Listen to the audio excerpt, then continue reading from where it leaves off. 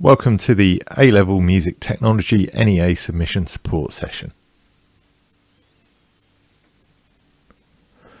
We will be covering logging in and navigating in Learner Work Transfer, managing requests, supported file types, file sizes, and naming conventions. So, logging in and navigating in Learner Work Transfer. You'll need to log into Edexcel Online and find the option of Learner Work Transfer in the menu on the left-hand side. If you hover over this, it will bring up a couple of options and you'll need to select Examination Moderation as the option to go into Learner Work Transfer. This will take you through to the To-Do page of LWT.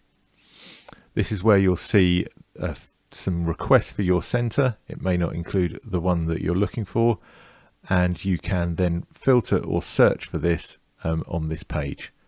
You've then got some other filters such as to do, in progress, or completed. If you don't see the component that you need to use, then you can use the search function on this page and use the code 9MT0. And that will bring up all the components for A-Level Music Technology. You can also select Examination to filter to the examined components. Once you've started a request and uploaded some material, this will change the status of that request from new to in progress. So it will then move from the To Do tab to the In Progress tab on that page, and you'll need to navigate there if you log out of the system and come back to complete the submission at a later date. There's also the Completed tab, and once you have submitted any requests, they will appear under this tab. To be able to go into the component and submit material, you'll need to go along to the end of the component and click on the three dots. That should bring up the option to view learners. If you click on view learners, that will take you through to the next page. And that's where you'll see a list of learners, and this should be the list of all learners entered for that examination series in that component. To upload material for each learner, you'll be able to drag and drop files under each learner name, or use the browse function, which will open up a new window and you can navigate to where your files are saved for that learner.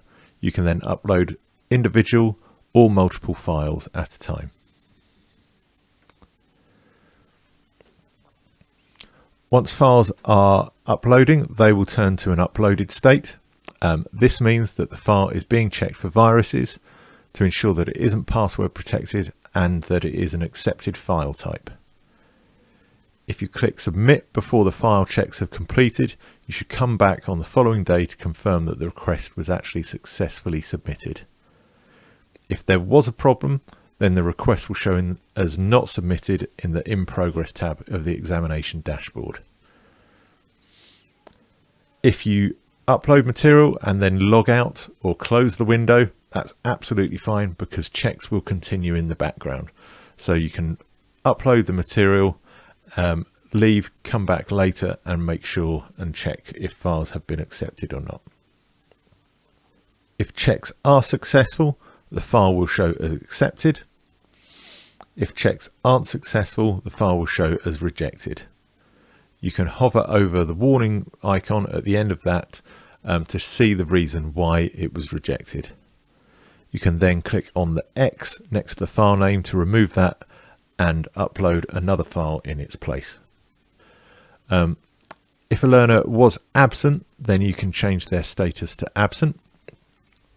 If a learner's work is unavailable, then you can change the status to no evidence. That can be used in cases of special consideration. Once you've uploaded one piece of evidence or marked learners as absent or no evidence, you will have the option to submit the request. Only click this after you have uploaded all the evidence for all your learners or marked them as absent or no evidence. Because once you have submitted the request, it goes into a locked state and you won't be able to amend that submission. you would need to request that it be returned to make any amendments. So after you click Submit Request, a confirmation box appears, and that's where you'll need to click OK to confirm the submission. Once it's submitted, that goes through to the other end of the system, where the examiner can then access the material and carry out their assessment. There are supported files, and the ones that we'll be using in A-Level Music Technology are .wav. You will also need to probably use a .zip file, because it is requested that the project files are submitted as well, with associated audio. You will then have the logbooks, which can be either the PDF or the docx versions.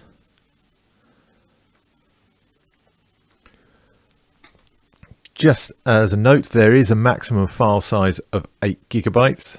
LWT will reject any file larger than 8 gigabytes. This might come into play if you've got extremely large project files. So if possible, and you are getting near that limit, it might be a case that you need to split that over multiple files, so that you don't reach that 8 gigabyte limit. To submit the material, you need to follow the following naming conventions for the files submitted.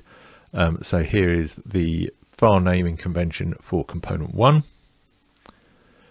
So you have the .wav file, you've got the project file and the logbook. And then for component 2, you have the same. So you have the .wav, you have the project file, and then you have the logbook as well.